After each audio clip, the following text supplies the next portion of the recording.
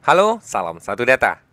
Hari ini Mimin akan memberikan informasi terkait surat edaran yang disampaikan oleh teman-teman Menpan RB terkait kebijakan pemberian tunjangan hari raya dan gaji ke-13 bagi aparatur negara, pensiunan, penerima pensiun dan penerima tunjangan tahun 2023. Nah, surat ini sebenarnya sudah tertanggal 15 Februari 2023 yang lalu ya.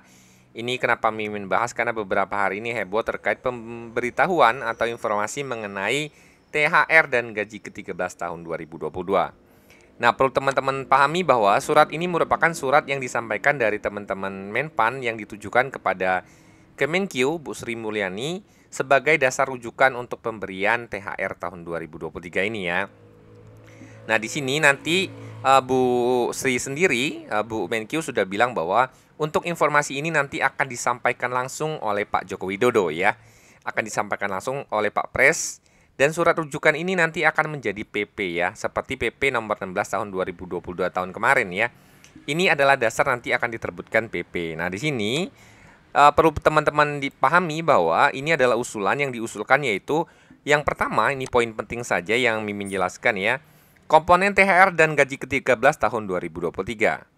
Bagi PNS, P3K, prajurit TNI, anggota Polri, pejabat negara, Dewan Pengawas Komisi Pemberantasan Korupsi, pimpinan lembaga penyiaran publik, termasuk CPNS, nah ini ya termasuk teman-teman yang CPNS juga, meliputi gaji pokok, tunjangan kinerja, tunjangan pangan, tunjangan jabatan, atau tunjangan umum, dan tunjangan kinerja atau dengan sebutan lainnya yang diterima dalam 1 bulan. Jadi, usulannya ini bagi teman-teman yang masuk kriteria A ini adalah termasuk segala tunjangan ini ya, yang diterima 1 bulan. Nah, ini adalah untuk poin A. Kemudian bagi pensiunan dan penerima pensiun mencakup pensiun pokok, tunjangan keluarga, tunjangan pangan, dan tambahan penghasilan yang diterima dalam 1 bulan. Ini bagi teman-teman pensiunan dan penerima pensiun ya. Bagi penerima tunjangan sebesar tunjangan yang diterima oleh penerima tunjangan sesuai dengan peraturan perundang-undangan. Ini bagi penerima tunjangan. Bagi pimpinan anggota dan pegawai non-pegawai ASN di lembaga non-struktural sebagaimana terlampir ya. Nah, ini ada lampirannya.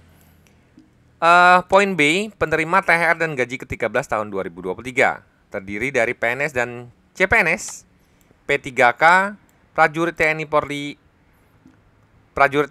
anggota Polri, dan pejabat negara.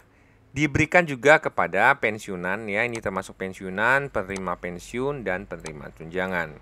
Nah, poin ini juga termasuk banyak sekali ya. Jadi penerima pensiun kita itu yang diusulkan itu banyak banget, termasuk wakil menteri, staf khusus, hakim, sampai dengan poin 11 ya. Ini kita tidak bahas. Kemudian rencana waktu pemberian THR dan gaji ke-13 ya. Ini adalah rencana usulan ya. THR diberikan paling cepat 10 hari kerja sebelum Hari Raya Idul Fitri tahun 2023.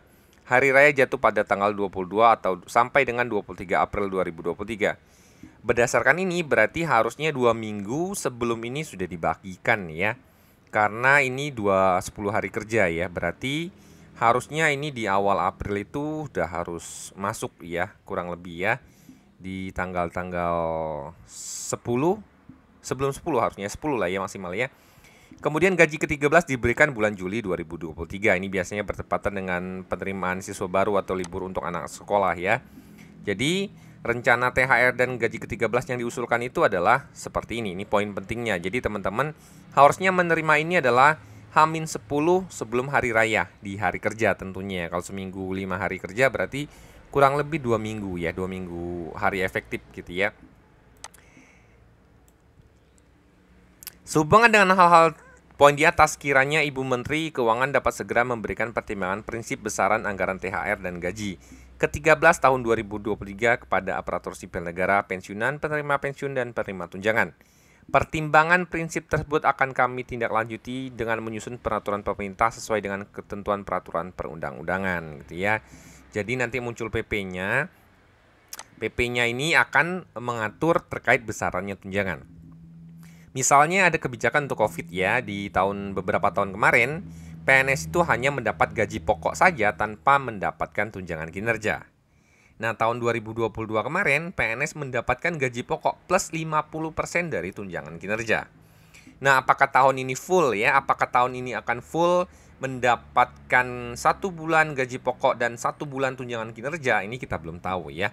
Kita tunggu nanti akan diinformasikan dalam bentuk PP dan akan disampaikan langsung oleh Pak Jokowi. Itu menurut Bu Menkyu ya, Bu Sri Mulyani. Nah, ini ada lampirannya. THR dan gaji ke-13 bagi pimpinan, anggota, pegawai non-pegawai ASN di lembaga non-struktural. Ini lampiran poin di atas ya. Jadi teman-teman bisa lihat, ini adalah besaran uangnya, tabel yang dapat diterima gitu ya, berdasarkan masa kerja dan jabatan pendidikan dan golongan tentunya ya. Nah, di sini teman-teman kalau merujuk kepada surat ini adalah contohnya yang di tahun kemarin ya. Contoh dari PP ya, Peraturan Pemerintah Nomor 16 Tahun 2022. Nah, setelah usulan tadi disetujui dari Kemenkyu, ini nanti akan muncul terkait peraturan pemerintahnya yang mengatur besaran gajinya ya. Kurang lebih ini adalah contoh yang tahun kemarin, yang diterima siapa aja, kemudian besarannya nanti akan berapa saja, yang berhak menerima siapa saja ya. Jadi teman-teman bisa melihat di Peraturan Pemerintah Nomor 16 Tahun 2020 terkait pemberian THR dan gaji ke-13. Jadi kalau teman-teman lihat di sini ini cukup ya, cukup banyak. Setelah jadi PP nanti ini akan detail banget ya. Ini ada halamannya banyak sekali. Termasuk ini misalnya diberikan paling banyak sebesar berapa persen ya. Nah, ini kondisional. Ini tahun kemarin itu kita masih mengalami goncangan dari COVID-19 ya. Makanya pemberian THR tahun kemarin itu sedikit terpotong karena biayanya dipakai untuk penanggulangan COVID ya. Jadi bagi teman-teman untuk informasi pemberian THR sendiri itu sebenarnya tidak merujuk kepada surat yang disampaikan dari teman-teman Menpan ya, tetapi menunggu hasil yang disetujui dari teman-teman Kemenkyu tentunya melihat anggaran ketersediaan anggaran APBN kita yang ada. Semoga informasi ini bermanfaat bagi teman-teman. Jika ada pertanyaan silakan komen di kolom komentar. Salam satu data.